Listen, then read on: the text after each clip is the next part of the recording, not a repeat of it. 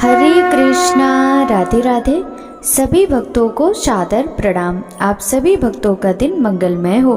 भक्तों, आज की इस वीडियो में आप रसपान करेंगे श्रीमद् भागवत महापुराण के छठे अध्याय की कथा।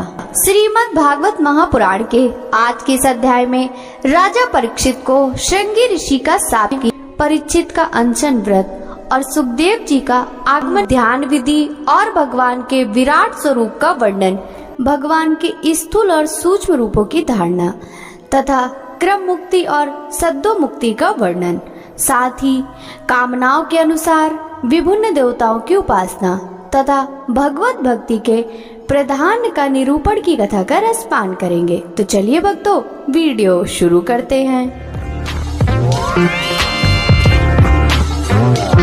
सूत जी कहते हैं, अद्भुत कर्मा भगवान श्री कृष्ण की कृपा से राजा परीक्षित अपनी माता की कोख में अश्वत्थामा के ब्रह्मास्त्र से जल जाने पर भी नहीं मरे। जिस समय ब्राह्मण के सांप से उन्हें डसने के लिए एक तक्षक आया, उस समय वे प्राणनाश के महान भय से भयभीत नहीं हुए, क्योंकि उन्होंने अपना चित्त भगवान श्री कृष्ण के चरणों में समर्पित कर रखा था। उन्होंने सबकी आसक्ति छोड़ दी, गंगा तट पर जाकर श्री सुखदेव जी से उपदेश ग्रहण किया और इस प्रकार भगवान के स्वरूप को जानकर अपने शरीर को त्याग दिया। जो लोग भगवान श्री कृष्ण की लीला कथा कहते रहते हैं, उस कथा अमृत का पान करते रहते हैं और इन दोनों ही साधनों के द्वारा उनके चरण कमलों का स्मरण करते रहते हैं। उन्हें अंतकाल में मोह नहीं होता। जब तक पृथ्वी पर अभिमन्यु नंदन महाराज परीक्षित सम्राट रहे, तब तक चारों ओर व्याप्त हो जाने पर भी कलयुग का कुछ भी प्रभाव नहीं था। वैसे तो जिस दिन जिस क्षण श्री कृष्ण ने पृथ्वी का परित्याग किया, उस समय पृथ्वी में अधर्म का मूल कारण कलयुग आ गया था।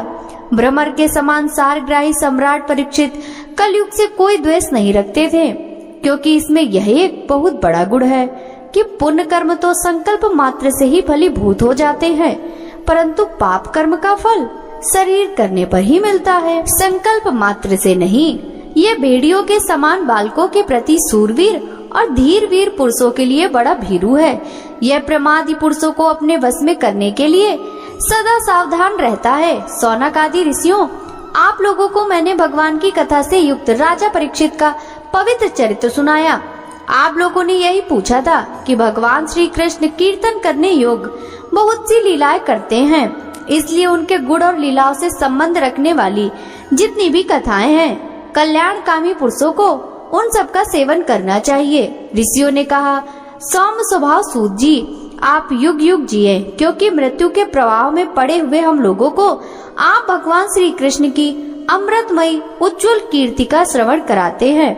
यज्ञ करते करते उसके धुएं से हम लोग का शरीर धूमिल हो गया है, फिर भी इस कर्म का कोई विश्वास नहीं है। इधर आप तो वर्तमान से ही भगवान श्री कृष्णचंद्र के चरण कमलों का मादक और मधुर मधु पिलाते हैं और हमें तृप्त करते हैं। भगवत प्रेमी भक्तों के लिए मात्र से सत्संग और स्वर्ग एवं मोक्ष की भी तुलना नहीं की जा सकती, फिर मनुष्यों के तुच्छ भोगों की तो बात ही क्या।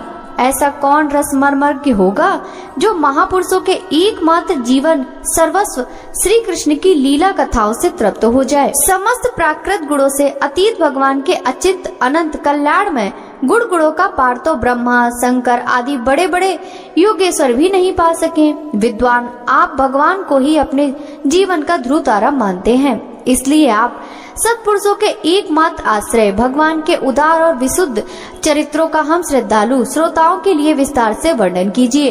भगवान के परम प्रेमी महाबुद्धि परीक्षित ने श्री सुखदेव जी के उपदेश किए हुए जिस ज्ञान से मोक्ष स्वरूप भगवान के चरण कमलों को प्राप्त किया, आप कृपा करके उसी ज्ञान और परीक्षित के परम पवित्र उपाख्यान का वर्णन कीजिए, क्योंकि उसमें कोई बात छिपाकर नहीं कही गई होगी और भगवत प्रेमी की अद्भुत योग निष्ठा का निरूपण किया गया होगा।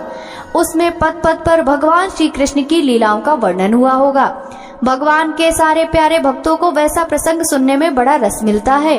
सूत जी कहते हैं, अहो, विलोम जाति में उत्पन्न होने पर भी महात्माओं की सेवा करने के कारण आज हमारा जन्म सफल हो गया, क्योंकि महापुरुषों के साथ बातचीत करने मात्र से ही नीच कुल में उत्पन्न होने की मनोव्यथा शीघ्र ही मिट जाती है। फिर उन लोगों की बात ही क्या जो सत्पुरुषों के एकमात्र आश्रय भगवान का नाम लेते हैं। भगवान की शक्ति अनंत है, वे स्वयं अनंत है। वास्तव में उनके गुणों की अनंतता के कारण ही उन्हें अनंत कहा गया है। भगवान के गुणों की समता भी जब कोई नहीं कर सकता, तब उनसे बढ़कर कोई कैसे हो सकता है। उनके गुणों की यह विशेषता समझाने के लिए इतना कह देना ही पर्याप्त है कि लक्ष्मी जी अपने को प्राप्त करने की इच्छा से प्रार्थना करने वाले ब्रह्मादि देवताओं को छोड़कर भगवान के न चाहने पर भी उनके चरण कमलों की रज का ही सेवन करती हैं। ब्रह्मा जी ने भगवान के चरणों का प्रक्षालन करने के लिए जो जल समर्पित किया था, वही उनके चरण नखों से निकलकर गंगा जी के रूप में प्रवाहित हुआ। यह जल महादेव जी सहित सारे जगत को पवित्र करता है। ऐसी अवस्था में त्रिभुवन में श्री कृष्ण के अतिरिक्त भगवान शब्द का दूसरा और क्या अर्थ हो सकता है। जिनके प्रेम को प्राप्त करके धीर पुरुष बिना किसी हिचके देह गे आदि की दृढ़ आसक्ति को छोड़ देते हैं और उस अंतिम परमहंस आश्रम को स्वीकार करते हैं, जिसमें किसी को कष्ट ना पहुंचाना और सब ओर से उपशांत हो जाना ही स्वधर्म होता है। सूर्य के समान प्रकाशमान महात्माओं, आप लोगों ने मुझसे जो कुछ पूछा है वह मैं अपनी समझ के अनुसार सुनाता हूँ। जैसे पक्षी अपनी शक्ति के अनुसार आकाश में उड़ते हैं, वैसे ही विद्वान लोग भी अपनी अपनी बुद्धि के अनुसार श्री कृष्ण की लीला का वर्णन करते हैं। एक दिन राजा परीक्षित धनुष लेकर वन में शिकार खेलने गए हुए थे। हिरणों के पीछे दौड़ते दौड़ते वे थक गए और उन्हें बड़े जोर की भूख और प्यास लगी। जब कहीं उन्हें कोई जलाशय नहीं मिला, तब वे पास के एक ही ऋषि के आश्रम में घुस गए। उन्होंने देखी वहाँ आंख बंद करके शांत भाव से एक मुनि आसन पर बैठे हुए हैं। इंद्रिय, प्राण, मन और बुद्धि के निरुद्ध हो जाने से वे संसार से ऊपर उठ गए थे। जागृत, स्वप्न, सुसुप्ति तीनों अवस्थाओं से रहित निर्विकार ब्रह्म रूप तुरी पद में वे स्थित थे। उनका शरीर बिखरी हुई जटाओं से और कृष्ण मर्ग चम्र से ढका हुआ था। राजा परीक्षित ने ऐसी ही अवस्था में उनसे जल मांगा, क्योंकि प्यास से उनका गला सूखा जा रहा था। जब राजा को वहां बैठने के लिए तिनके का आसन भी नहीं मिला, किसी ने उन्हें भूमि पर बैठने को न कहा। अर्घ और आदर भरी मीठी बातें तो कहां से ही मिलती। तब अपने को अपमानित सा मानकर वे क्रोध वश हो गए थे। सौनक जी, वे भूख प्यास से झटपटा रहे थे, इसलिए एकाएक उन्हें ब्राह्मण के प्रति ईर्ष्या और क्रोध हो गया। उनके जीवन में इस प्रकार का यह पहला ही अवसर था। वहां से लौटते समय उन्होंने क्रोधवश धनुष की नोक से एक मरा सांप उठाकर ऋषि के गले में डाल दिया और अपनी राजधानी में चले आए। उनके मन में यह बात आई कि इन्होंने जो अपने नेत्र बंद कर रखे थे, सो क्या वास्तव में इन्होंने अपनी सारी इंद्रिय वृत्तियों का निरोध कर लिया है, अथवा इन राजाओं से हमारा क्या प्रयोजन है। यह सोचकर इन्होंने झूठ मूठ समाधि का ढोंग रच रखा है। उन समीक मुनि का पुत्र बड़ा तेजस्वी था। वह दूसरे ऋषि कुमारों के साथ पास ही खेल रहा था। जब उस बालक ने सुना कि राजा ने मेरे पिता के साथ दुर्व्यवहार किया, तब वह इस प्रकार कहने लगा, ये नरपति कहलाने वाले लोग उच्छिष्ट भोजी कौमों के समान सन्न हुसंड होकर कितना अन्याय करने लगे हैं। ब्राह्मणों के दास होकर भी ये दरवाजे पर पहरा देने वाले कुत्ते के समान अपने स्वामी का ही तिरस्कार करते हैं। ब्राह्मणों ने क्षत्रियों को अपना द्वारपाल बनाया है। उन्हें द्वार पार रहकर इनकी रक्षा करना चाहिए। घर में घुसकर स्वामी के बर्तनों में खाने का उसे अधिकार नहीं है। एतियो उन मार्गगामियों के शासक भगवान श्री कृष्ण के परम धाम पधार जाने पर इन मर्यादा तोड़ने वालों को आज मैं दंड देता हूँ। मेरा तपोबल देखो। अपने साथी बालकों से इस प्रकार कहकर क्रोध से लाल लाल आंखों वाले उस ऋषि कुमार ने कौशिकी नदी के जल से आचमन करके अपने वाणी रूप व्रज का प्रयोग किया। कुलांगर परीक्षित ने मेरे पिता का अपमान करके मर्यादा का उल्लंघन किया है, इसलिए मेरी प्रेरणा से आज के 7वें दिन उसे तक्षक सर्प डस लेगा। इसके बाद वह बालक अपने आश्रम पर आया और अपने पिता के गले में सांप देखकर उसे बड़ा दुख हुआ तथा वह दहाड़ मारकर रोने लगा। विप्रवर सौनक जी समीक मुनि ने अपने पुत्र का रोना चिल्लाना सुनकर धीरे धीरे अपनी आंखें खोली और देखा कि उनके गले में एक मरा सांप पड़ा है। उसे फेंककर उन्होंने अपने पुत्र से पूछा, बेटा तुम क्यों रो रहे हो? किसने तुम्हारा उपकार किया है? उनके इस प्रकार पूछने पर बालक ने सारा हाल कह दिया। ब्रह्मर्षि समीक ने राजा की साप की बात सुनकर अपने पुत्र का अभिनंदन नहीं किया। उनकी दृष्टि में परीक्षित साप के योग्य नहीं थे। उन्होंने कहा, ओ मूर्ख बालक, तूने बड़ा पाप किया है। खेद है कि उनकी थोड़ी सी गलती के लिए तूने उनको इतना बड़ा दंड दिया। तेरी बुद्धि अभी कच्ची है। तुझे भगवत स्वरूप राजा को धारण मनुष्यों के समान नहीं समझना चाहिए, क्योंकि राजा के दुस्सह तेज से सुरक्षित और निर्भय रहकर ही प्रजा अपना कल्याण संपादन करती है। जिस समय राजा का रूप धारण करके भगवान पृथ्वी पर नहीं दिखाई देंगे, उस समय चोर बढ़ जाएंगे और अशिक्षित भेड़ों के समान एक क्षण में लोगों का नाश हो जाएगा। राजा के नष्ट हो जाने पर धन आदि चुराने वाले चोर जो पाप करेंगे, उसके साथ हमारा कोई संबंध ना होने पर भी वह हम पर भी लागू होगा, क्योंकि राजा के न रहने पर लुटेरे बढ़ जाते हैं और वे आपस में मारपीट, गाली गलौज करते हैं। साथ ही पशु, स्त्री और धन संपत्ति भी लूट लेते हैं। उस समय मनुष्यों का वर्णाश्रम युक्त वैदिक आर्य धर्म लुप्त हो जाता है। अर्थ, लोभ और काम वासना के विवश होकर लोग कुत्तों और बंदरों के समान वर्ण शंकर हो जाते हैं। सम्राट परीक्षित तो बड़े ही यशस्वी और धर्म धुरंधर हैं। उन्होंने बहुत से अश्वमेध यज्ञ किए हैं और वे भगवान के परम प्यारे भक्त हैं। वे ही राजर्षि भूख प्यास से व्याकुल होकर हमारे आश्रम पर आए थे। वे साप के योग कदापि नहीं है। इस नासमक बालक ने हमारे निष्पाप सेवक राजा का अपराध किया है। सर्वात्मा भगवान कृपा से इसे क्षमा करें। भगवान के भक्तों में बदला लेने की शक्ति होती है, परंतु वे दूसरों के द्वारा किए हुए अपमान, धोखेबाजी, गाली गलौज, आक्षेप और मारपीट का कोई बदला नहीं लेते। महामुनि समीप को पुत्र के अपराध पर बड़ा पश्चाताप हुआ। राजा परीक्षित ने जो अपमान किया था उस पर तो उन्हें ध्यान ही नहीं दिया। महात्माओं का स्वभाव ऐसा ही होता है कि वे जगत में जब दूसरे लोग उन्हें सुख दुख आदि दंडों में डाल देते हैं, तब भी वे प्रायः हर्षित या व्यथित नहीं होते, क्योंकि आत्मा का स्वरूप तो गुणों से सर्वथा परे है। सूत जी कहते हैं, राजधानी में पहुंचने पर राजा परीक्षित को अपने उस निंदनीय कर्म के लिए बड़ा पश्चाताप हुआ। वे अत्यंत उदास हो गए और सोचने लगे, मैंने निरपराध एवं अपना तेज छिपाए हुए ब्राह्मण के साथ अनार पुरुषों के समान बड़ा नीच व्यवहार किया। यह बड़े खेद की बात है। अवश्य ही उन महात्मा के अपमान के फलस्वरूप शीघ्र से शीघ्र मुझ पर कोई घोर विपत्ति आवेगी। मैं भी ऐसा ही चाहता हूँ, क्योंकि मेरे उससे पाप का प्रायश्चित हो जाएगा और फिर कभी मैं ऐसा काम करने का दुस्साहस नहीं करूँगा। ब्राह्मणों की क्रोधाग्नि आज ही मेरे राज, सेना और भरे पूरे खजाने को जलाकर खाक कर दे, जिससे फिर कभी मुझ दुष्ट की ब्राह्मण, देवता और गौओं के प्रति ऐसी पाप बुद्धि न हो। वे इस प्रकार चिंता कर ही रहे थे कि उन्हें मालूम हुआ कि ऋषि कुमार के साप से तक्षक मुँह से डसेगा। उन्हें वह धधकती हुई आग के समान तक्षक का डसना बहुत भला मालूम हुआ, क्योंकि उन्होंने सोचा कि बहुत दिनों से संसार से आसक्त हो रहा था, अब मुझे शीघ्र वैराग्य होने का कारण प्राप्त हो गया। वे इस लोक और परलोक के भोगों को तो बहुत पहले से ही तुच्छ और त्याज्य समझते थे। अब उनका स्वरूप त्याग करके भगवान श्री कृष्ण के चरण कमलों की सेवा को ही सर्वोपरि मानकर आमरण अनशन व्रत लेकर गंगा तट पर बैठ गए। गंगा जी का जल भगवान श्री कृष्ण के चरण कमलों का वह पराग लेकर प्रवाहित होता है, जो श्रीमती तुलसी की गंध से मिश्रित है। यही कारण है कि वे लोकपालों के सहित ऊपर नीचे के समस्त लोकों को पवित्र करती हैं। कौन ऐसा मरणाशन पुरुष होगा जो उनका सेवन न करेगा। इस प्रकार गंगा जी के तट पर आमरण अनशन का निश्चय करके उन्होंने समस्त आसक्तियों का परित्याग कर दिया और वे मुनियों का व्रत स्वीकार करके अनन्य भाव से श्री कृष्ण के चरण कमलों का ध्यान करने लगे। उस समय त्रिलोकी को पवित्र करने वाले बड़े बड़े महानुभाव ऋषि मुनि अपने शिष्यों के साथ वहां पधारे।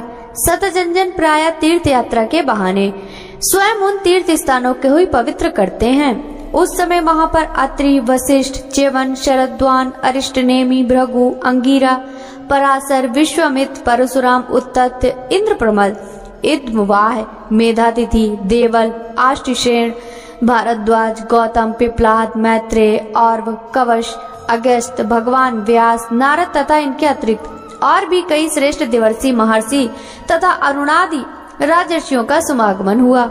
इस प्रकार विभिन्न गोत्रों के मुख्य ऋषियों को एकत्र देखकर राजा ने सबका यथा योग्य सत्कार किया और उनके चरणों पर सिर रखकर वंदना की।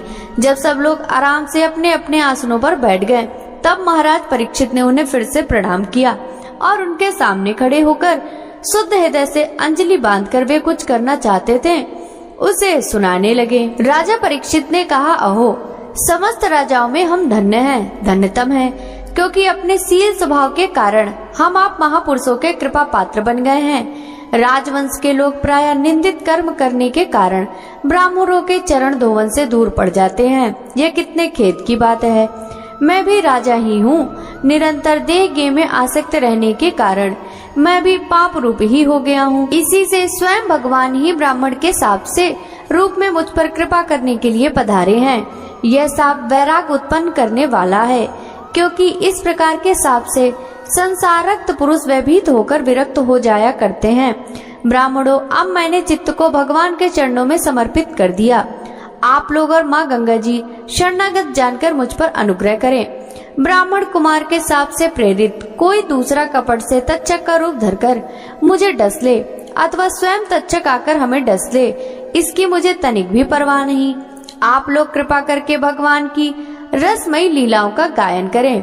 मैं आप ब्राह्मणों के चरणों में प्रणाम करके पुनः यही प्रार्थना करता हूँ कि मुझे कर्मवश चाहे जिस योनि में जन्म लेना पड़े, भगवान श्री कृष्ण के चरणों में मेरा अनुराग हो, उनके चरणाश्रित महात्माओं से विशेष प्रीति हो और जगत के समस्त प्राणियों के प्रति मेरी एक सी मैत्री रहे, ऐसा आप आशीर्वाद दीजिए।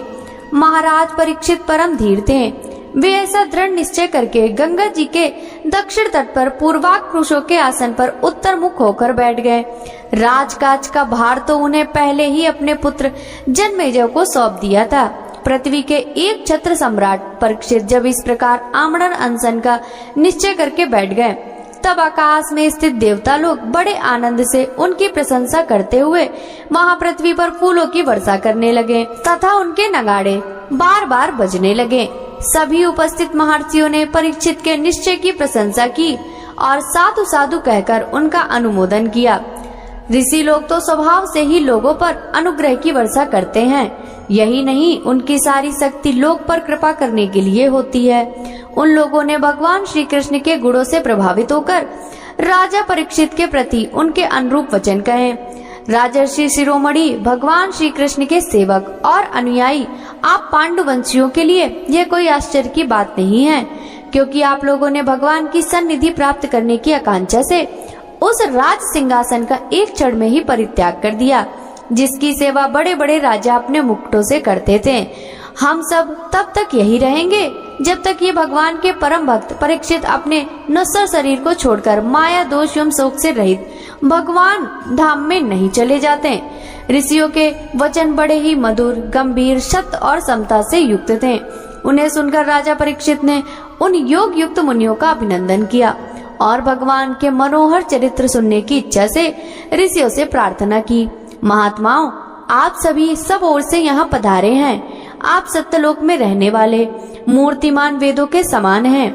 आप लोगों का दूसरों पर अनुग्रह करने के अतिरिक्त जो आपका सहज स्वभाव ही है, इस लोक या परलोक में और कोई स्वार्थ नहीं है। विप्रो, आप लोगों पर पूर्ण विश्वास करके मैं अपने कर्तव्य के संबंध में ये पूछने योग्य प्रश्न करता हूँ।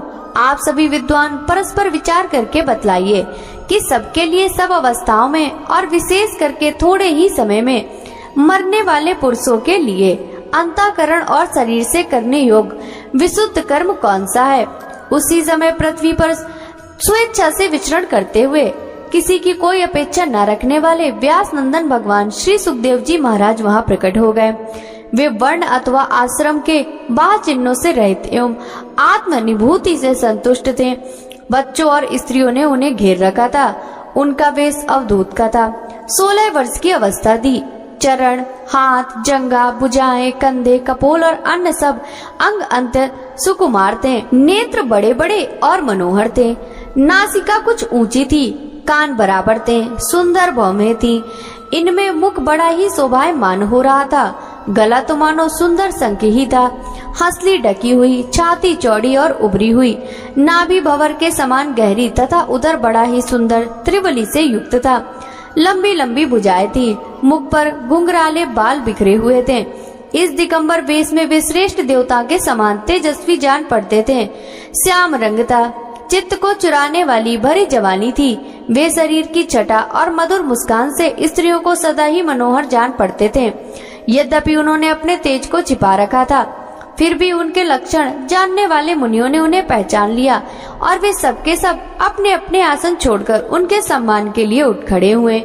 राजा परीक्षित ने अतिथि रूप से पधारे हुए श्री सुखदेव जी को सिर झुकाकर प्रणाम किया और उनकी पूजा की। उनके स्वरूप को न जानने वाले बच्चे और स्त्रियां उनकी यह महिमा देखकर वहां से लौट गए।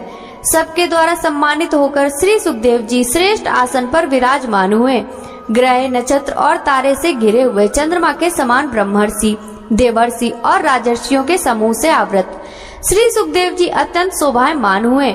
वास्तव में वे महात्माओं के भी आदरणीय थे। जब प्रखर बुद्धि श्री सुखदेव जी शांत भाव से बैठ गए, तब भगवान के परम भक्त परीक्षित ने उनके समीप आकर और चरणों पर सिर रखकर प्रणाम किया। फिर खड़े होकर हाथ जोड़कर नमस्कार किया। उसके पश्चात बड़ी मधुर वाणी से उनसे यह पूछा।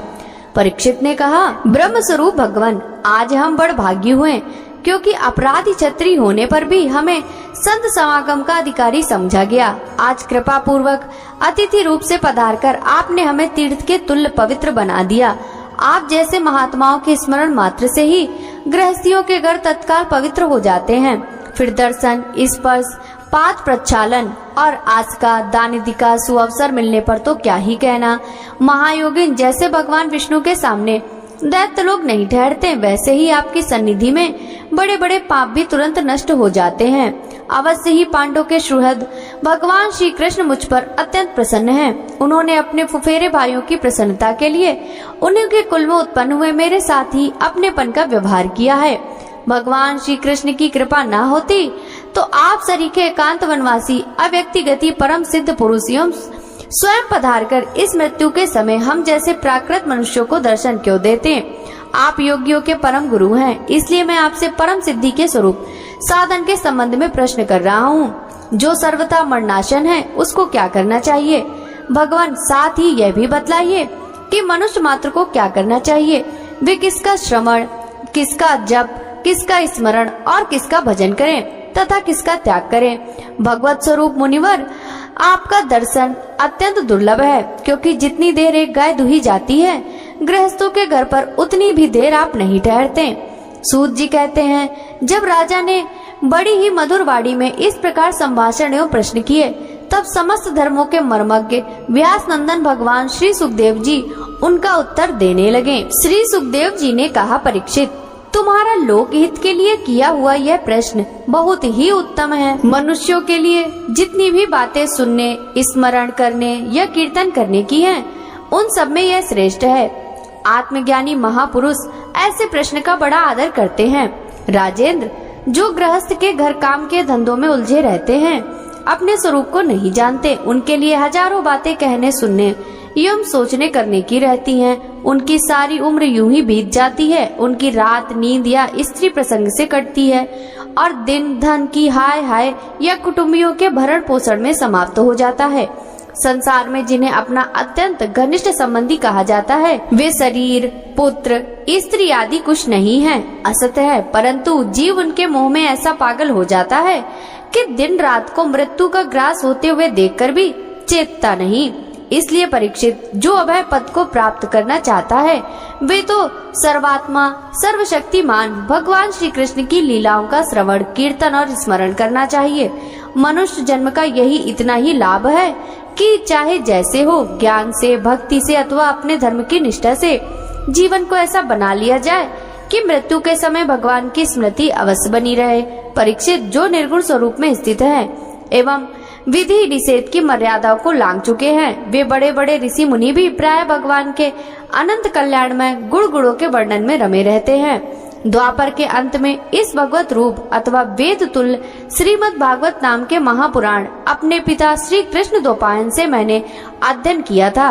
राजा से मेरी निगड़ स्वरूप परमात्मा में पूर्ण निष्ठा है, फिर भी भगवान श्री कृष्ण की मधुर लीलाओं ने मेरे हृदय को अपनी ओर आकर्षित कर लिया। यही कारण है कि मैंने इस पुराण का अध्ययन किया। तुम भगवान के परम भक्त हो, इसलिए तुम्हें मैं इसे सुनाऊंगा। जो इसके प्रति श्रद्धा रखते हैं उनकी शुद्धि चित्त वृत्ति भगवान श्री कृष्ण के चरणों में अनन्य प्रेम के साथ बहुत शीघ्र लग जाती है। जो लोग लोक या परलोक किसी भी वस्तु की इच्छा रखते हैं या इसके विपरीत संसार में दुख का अनुभव करके जो उससे विरक्त हो गए हैं और निर्भय मोक्ष पद को प्राप्त करना चाहते हैं, उन साधकों के लिए तथा योग संपन्न सिद्ध ज्ञानियों के लिए भी समस्त शास्त्रों का यही निर्णय है कि वे भगवान के नामों का प्रेम से संकीर्तन करें। अपने कल्याण साधन की ओर से असावधान रहने वाले पुरुष की लंबी आयु भी अनजान में ही व्यर्थ बीत जाती है। उससे क्या लाभ? सावधानी से ज्ञान पूर्वक बिताई हुई घड़ी 2 घड़ी भी श्रेष्ठ है, क्योंकि उसके द्वारा अपने कल्याण की चेष्टा तो की जा सकती है। राजर्षि खटवांग अपनी आयु की समाप्ति का समय जानकर 2 घड़ी में ही सब कुछ त्याग कर भगवान के अभय पद को प्राप्त हो गए। परीक्षित, अभी तो तुम्हारे जीवन की अवधि 7 दिन की है। इस बीच में तुम अपने परम कल्याण के लिए जो कुछ करना चाहिए सब कर लो। मृत्यु का समय आने पर मनुष्य घबराए नहीं। उसे चाहिए कि वह वैराग्य के शस्त्र से शरीर और उससे संबंध रखने वाले के प्रति ममता को काट डाले। धैर्य के साथ घर से निकलकर पवित्र तीर्थ के जल में स्नान करे और पवित्र तथा एकांत स्थान में विधि पूर्वक आसन लगाकर बैठ जाए। तत्पश्चात परम पवित्र ओम इन 3 मात्राओं से युक्त प्रणव का मन ही मन जप करे। प्राण वायु को वश में करके मन का दमन करे और एक ही क्षण के लिए प्रणव को न भूले। बुद्धि की सहायता से मन के द्वारा इंद्रियों को उनके विषय से हटा ले और कर्म की वासनाओं से चंचल हुए मन को विचार के द्वारा रोककर भगवान के मंगलमय रूप में लगाए। स्थिर चित्त से भगवान के श्री विग्रह में से किसी एक अंग का ध्यान करे। इस प्रकार एक एक अंग का ध्यान करते विषय वासना से रहित मन को पूर्ण रूप से भगवान में ऐसा तल्लीन कर दे और फिर किसी विषय का चिंतन ही ना हो। वही भगवान का विष्णु का परम पद है, जिसे प्राप्त करके मन भगवत प्रेम स्वरूप आनंद से भर जाता है। यदि भगवान का ध्यान करते समय मन रजोगुण से विक्षिप्त या तमोगुण से मूढ़ हो जाए तो घबराए नहीं। धैर्य के साथ योग धारणा के द्वारा उसे वश में करना चाहिए, क्योंकि धारणा उक्त दोनों के विषयों को मिटा देती है। धारणा स्थित हो जाने पर ध्यान में जब योगी अपने परम मंगलमय भगवान को देखता है, तब उसे तुरंत ही भक्ति योग की प्राप्ति हो जाती है। परीक्षित ने पूछा, ब्राह्मण, धारणा किस साधन से किस वस्तु में किस प्रकार की जाती है और उसका क्या स्वरूप माना गया, जो शीघ्र ही मनुष्य के मन का मैल मिटा देती है? श्री सुखदेव जी ने कहा, परीक्षित, आसन, श्वास, आसक्ति और इंद्रियों पर विजय प्राप्त करके फिर बुद्धि के द्वारा मन को भगवान के स्थूल रूप में लगाना चाहिए। यह कार्य रूप संपूर्ण विश्व को कुछ देर कभी था या होगा, सबका सब जिसमें दीख पड़ता है वह भगवान का स्थूल से स्थूल और विराट शरीर है। जल, अग्नि, वायु, आकाश, अहंकार, महत्त्व और प्रकृति, इन 7 आवरणों से घिरे हुए इस ब्रह्मांड शरीर में जो विराट पुरुष भगवान हैं, वे ही धारणा के आश्रय हैं। उन्हीं की धारणा की जाती है। तत्वज्ञ पुरुष उनका इस प्रकार वर्णन करते हैं। पाताल विराट के पुरुष के तलवे हैं, उनकी एड़ियां और पंजे रसातल हैं। दोनों गुल्फ एड़ी के ऊपर की गांठें महातल हैं, उनके पैर के पिंडे तलातल हैं। विश्व मूर्ति भगवान के दोनों घुटने सुतल, जांघें वितल और अतल हैं। पेड़ू भूतल है और परीक्षित, उनके नाभि रूप सरोवर को ही आकाश कहते हैं। आदि पुरुष परमात्मा की छाती को स्वर्गलोक, गले को महलोक, मुख को जनलोक और ललाट को तपोलोक कहते हैं। उन सहस्त्र सिर वाले भगवान का मस्तक समूह ही सत्यलोक है। इंद्रादि देवताएं उनकी भुजाएं हैं। दिशाएं, कान और शब्द श्रवण इंद्री दोनों अश्वनी कुमार उनकी नासिका के छिद्र, गंध घ्राण इंद्री और धधकती हुई आग उनका मुख है। भगवान विष्णु के नेत्र अंतरिक्ष है, उनमें देखने की शक्ति सूर्य है। दोनों पल के रात और दिन है। उनका भ्रू विलास ब्रह्मलोक है, तालु जल है और जिह्वा रस। वेदों को भगवान का ब्रह्म रंध कहते हैं और यम को दाढ़े। सब प्रकार के स्नेह दात हैं और उनकी जगमोहिनी माया को ही मुस्कान कहते हैं। यह अनंत सृष्टि उसी की माया का कटाक्ष विक्षेप है। लज्जा ऊपर का होंठ और लोभ नीचे का होंठ है। धर्म स्तन और अधर्म पीठ है। प्रजापति उनके मुतेंद्री हैं, मित्रावरुण अंडकोश है और समुद्र कोक है और बड़े बड़े पर्वत उनकी हड्डियां हैं। राजन विश्वमूर्ति विराट पुरुष की नाड़ियां नदियां हैं, वृक्ष रोम है, परम प्रबल वायु श्वास है, काल उनकी चाल है और गुड़ों का चक्कर चलाते रहना ही उनका कर्म है। परीक्षित, बादलों को उनके केस मानते हैं, संध्या उनका अनंत वस्त्र है। महात्माओं ने अव्यक्त मूल प्रकृति को ही उनका हृदय बतलाया है और सब विकारों का खजाना उनका मन चंद्रमा कहा गया है। महतत्व को सर्मात्मा भगवान का चित्त कहते हैं और रुद्र उनके अहंकार कहे गए हैं। घोड़े, खच्चर, ऊंट और हाथी उनके नख हैं। वन में रहने वाले सारे मृग और पशु उनके कटी प्रदेश में स्थित है। तरह तरह के पक्षी उनके अद्भुत रचना कौशल हैं। स्वयंभू मनु उनकी बुद्धि और मनु की संतान मनुष्य के निवास स्थान है। गंधर्व, विद्याधर, चारण और अप्सराएं उनके षडज आदि स्वरों की स्मृति है। दैत्य उनके वीर है। ब्राह्मण मुख, क्षत्रिय भुजाएं, वैश्य जंघाएं और शूद्र उन विराट पुरुष के चरण हैं। विविध देवताओं के नाम से जो बड़े बड़े द्रव्यमय यज्ञ किए जाते हैं वे उनके कर्म हैं। परीक्षित, विराट भगवान के स्थूल शरीर का यही स्वरूप है, सो मैंने तुम्हें सुना दिया। इसी में मुमुक्षु पुरुष बुद्धि के द्वारा मन को स्थिर करते हैं, क्योंकि इससे भिन्न और कोई वस्तु नहीं है। जैसे स्वप्न देखने वाला स्वप्न अवस्था में अपने आप को विविध पदार्थों के रूप में देखता है, वैसे ही सबकी बुद्धि वृत्तियों के द्वारा सब कुछ अनुभव करने वाला सर्वत्र अंतर्यामी परमात्मा भी एक ही है। उन सत्य स्वरूप आनंद निधि भगवान का ही भजन करना चाहिए। अन्य किसी भी वस्तु में आसक्ति नहीं करनी चाहिए, क्योंकि यह आसक्ति जीव के अध का पतन हेतु है। श्री सुखदेव जी कहते हैं, सृष्टि के प्रारंभ में ब्रह्मा जी ने इसी धारणा के द्वारा प्रसन्न हुए भगवान से वह सृष्टि विषयक स्मृति प्राप्त की थी, जो पहले प्रलय काल में विलुप्त हो गई थी। इससे उनकी दृष्टि अमोघ और बुद्धि नियतात्मिका हो गई। तब उन्होंने इस जगत को वैसे ही रचा जैसे कि यह प्रलय के पहले था। वेदों की वर्णन शैली ही इस प्रकार की है कि लोगों की बुद्धि स्वर्ग आदि निरर्थक नामों के फेर में फंस जाती है।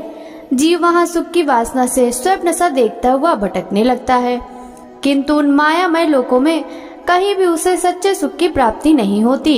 इसलिए विद्वान पुरुष को चाहिए कि विविध नाम वाले पदार्थों से उतना ही व्यवहार करे जितना अप्रयोजनीय हो। अपनी बुद्धि को उनकी निस्सारता के निश्चय से परिपूर्ण रखे और एक क्षण के लिए भी अवसावधान न हो। यदि संसार के पदार्थ प्रारब्धवश बिना परिश्रम के यूं ही मिल जाए, तब उनके उपार्जन का परिश्रम व्यर्थ समझकर उनके लिए कोई प्रयत्न न करे। जब जमीन पर सोने से काम चल सकता है, तब पलंग के लिए प्रयत्न करने से क्या प्रयोजन। जब भुजाएं अपने को भगवान की कृपा से ही मिली हुई है, तब तकियों की क्या आवश्यकता। जब अंजलि में काम चल सकता है, तब बहुत से बर्तन क्यों बटोरे। वृक्ष की छाल पहनकर या वस्त्रहीन रहकर भी यदि जीवन धारण किया जा सकता है, तो वस्त्रों की क्या आवश्यकता। पहनने को क्या रास्ते में चीथड़े नहीं है। भूख लगने पर दूसरों के लिए शरीर धारण करने वाले वृक्ष क्या फल फूल के बिच्छा नहीं देते। जल चाहने वाले के लिए नदियाँ क्या बिल्कुल सूख गई हैं। रहने के लिए क्या पहाड़ों की गुफाएं बंद कर दी गई हैं। अरे भाई, सब ना सही, क्या भगवान भी अपने शरणागतों की रक्षा नहीं करते। ऐसी स्थिति में बुद्धिमान लोग भी धन के नशे में चूर घमंडी धनियों की चापलूसी क्यों करते हैं। इस प्रकार विरक्त हो जाने पर अपने हृदय में नित्य विराजमान स्वतः सिद्ध आत्म स्वरूप परम प्रीतम परम सत्य जो अनंत भगवान है, बड़े प्रेम और आनंद से दृढ़ निश्चय करके उन्हीं का भजन करें, क्योंकि उनके भजन से जन्म मृत्यु के चक्कर में डालने वाले अज्ञान का नाश हो जाता है। पशुओं की तो बात ही अलग है, परंतु मनुष्यों में भला ऐसा कौन है जो लोगों को इस संसार रूप वैतरणी नदी में गिरकर अपने कर्मजन दुखों को भोगते हुए देखकर भी भगवान का मंगलमय चिंतन नहीं करेगा। इन असत विषय भोगों में ही अपने चित्त को भटकने देगा। कोई कोई साधक अपने शरीर के भीतर हृदयाकाश में विराजमान भगवान के प्रादेश मात्र स्वरूप की धारणा करते हैं। वे ऐसा ध्यान करते हैं कि भगवान की चार भुजाओं में शंख, चक्र, गदा और पद्म हैं। उनके मुख पर प्रसन्नता झलक रही है। कमल के समान विशाल और कोमल नेत्र है। कदम्ब के पुष्प की केसर के समान पीला वस्त्र धारण किए हुए हैं। भुजाओं में श्रेष्ठ रत्नों से जड़े हुए सोने के बाजूबंद शोभायमान हैं। सिर पर बड़ा ही सुंदर मुकुट और कानों में कुंडल है। जिनमें जड़े हुए बहुमूल रत्न जगमगा रहे हैं। उनके चरण कमल योगेश्वरों के खिले हुए हृदय कमल की कर्णिका पर विराजित है। उनके हृदय पर श्रीवत्स का चिन्ह एक सुनहरी रेखा है।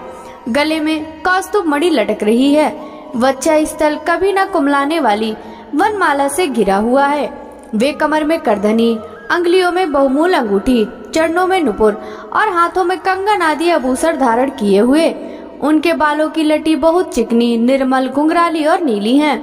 उनका मुख कमल मंद मंद मुस्कान से खिल रहा है। लीला पूर्ण उन्मत्त हास्य और चितवन से शोभायमान भवों के द्वारा वे भक्त जनों पर अनंत अनुग्रह की वर्षा कर रहे हैं। जब तक मन इस धारणा के द्वारा स्थिर न हो जाए तब तक बार बार इन चित्तन स्वरूप भगवान को देखते रहने की चेष्टा करनी चाहिए। भगवान के चरण कमलों से लेकर उनके मुस्कान युक्त मुख कमल पर्यंत समस्त अंगों की एक एक करके बुद्धि के द्वारा धारणा करनी चाहिए। जैसे जैसे बुद्धि शुद्ध होती जाएगी वैसे वैसे चित्त स्थिर होता जाएगा। जब एक अंग का ध्यान ठीक ठीक होने लगे तब उसे छोड़कर दूसरे अंग का ध्यान करना चाहिए। ये विश्वेश्वर भगवान दृश्य नहीं दृष्टा हैं। सगुण निर्गुण सब कुछ इन्हीं का स्वरूप है।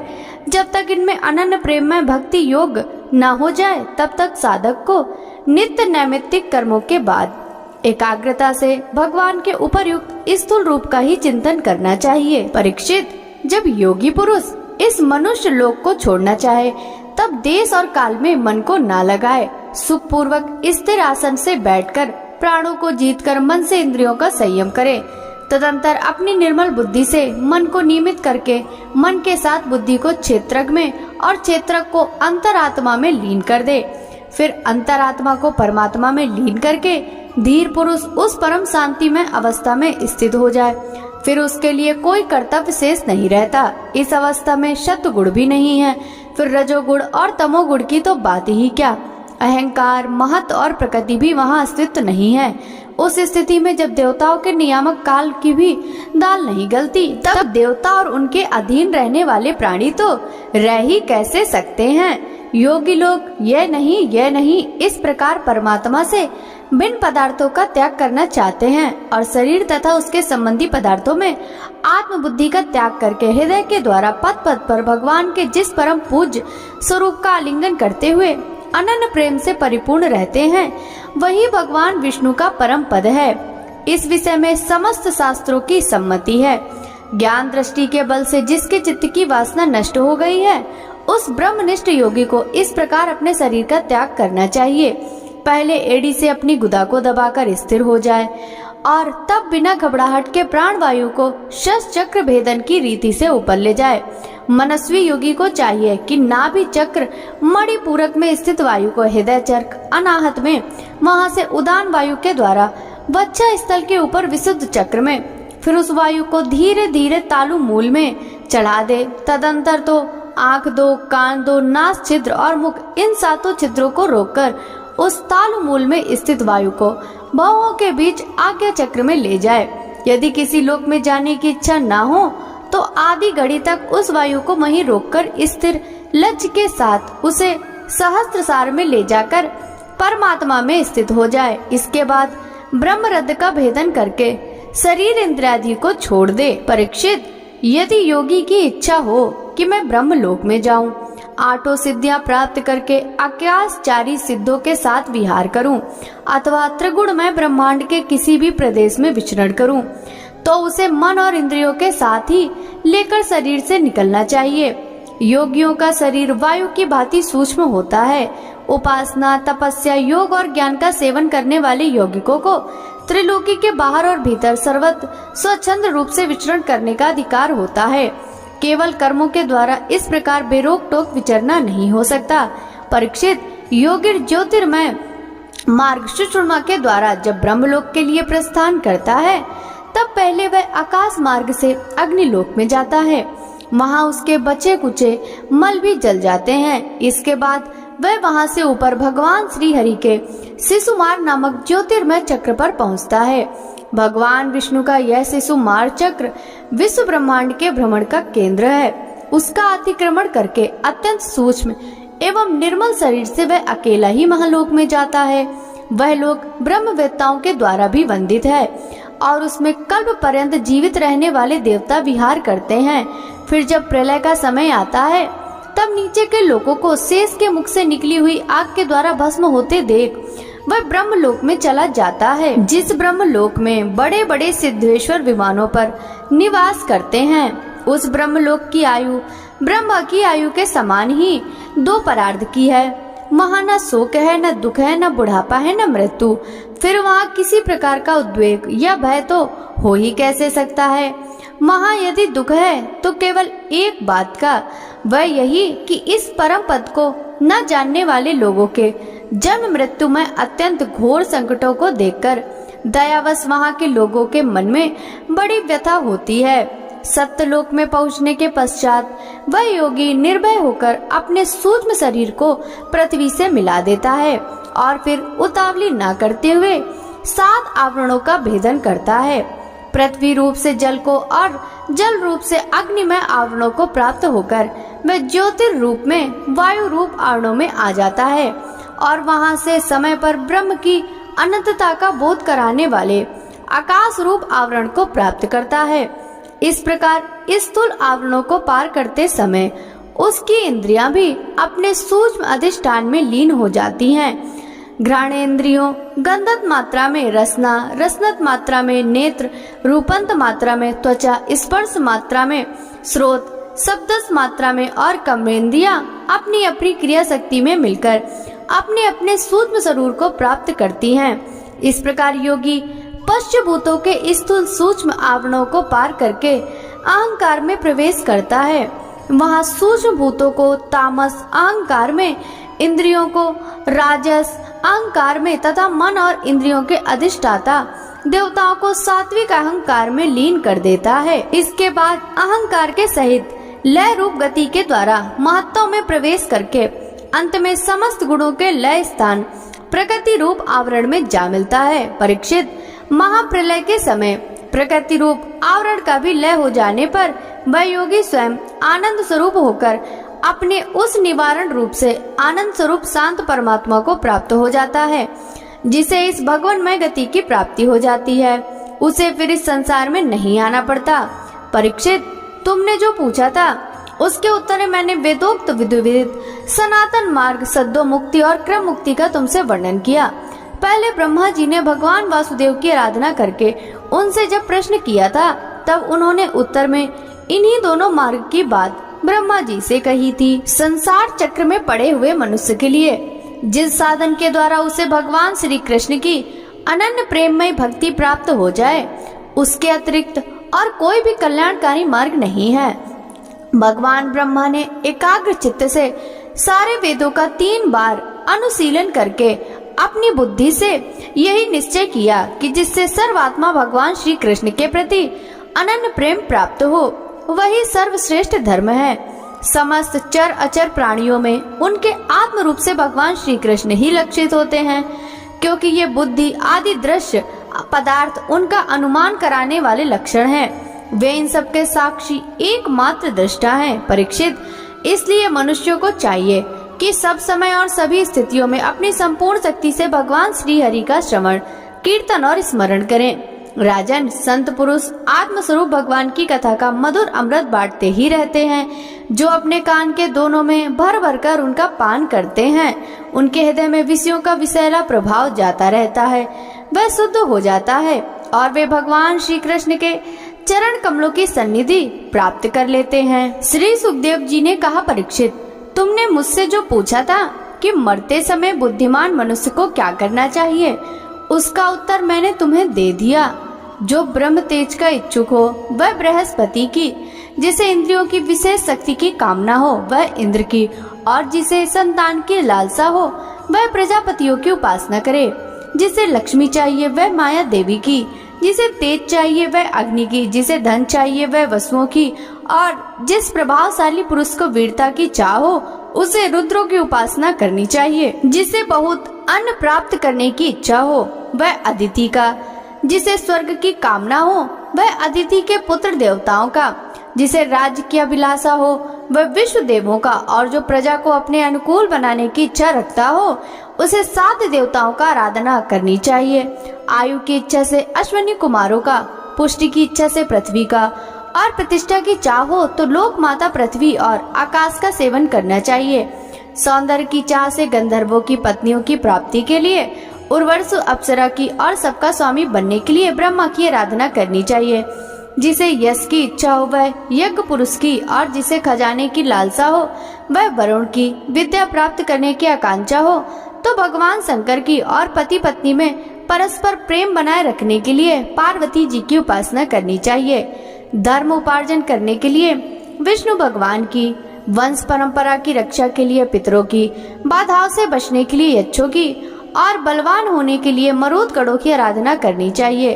राज्य के लिए मनवंतरों के अधिपति देवों की, अभिचार के लिए निरति को, भोगों के लिए चंद्रमा को, और निष्कामता प्राप्त करने के लिए परम पुरुष नारायण को भजना चाहिए। जो बुद्धिमान पुरुष है वह चाहे निष्काम हो, समस्त कामनाओं से युक्त हो अथवा मोक्ष चाहता हो, उसे तो तीव्र भक्ति योग के द्वारा केवल पुरुषोत्तम भगवान की ही आराधना करनी चाहिए। जितने भी उपासक हैं उनका सबसे बड़ा हित इसी में है कि वे भगवान के प्रेमी भक्तों का संग करके भगवान में अविचल प्रेम प्राप्त कर लें। ऐसे पुरुषों के सत्संग में जो भगवान की लीला कथाएं होती हैं, उनसे उस दुर्लभ ज्ञान की प्राप्ति होती है जिसे संसार सागर की त्रिगुणमयी तरंग मालाओं के थपेड़े शांत हो जाते हैं।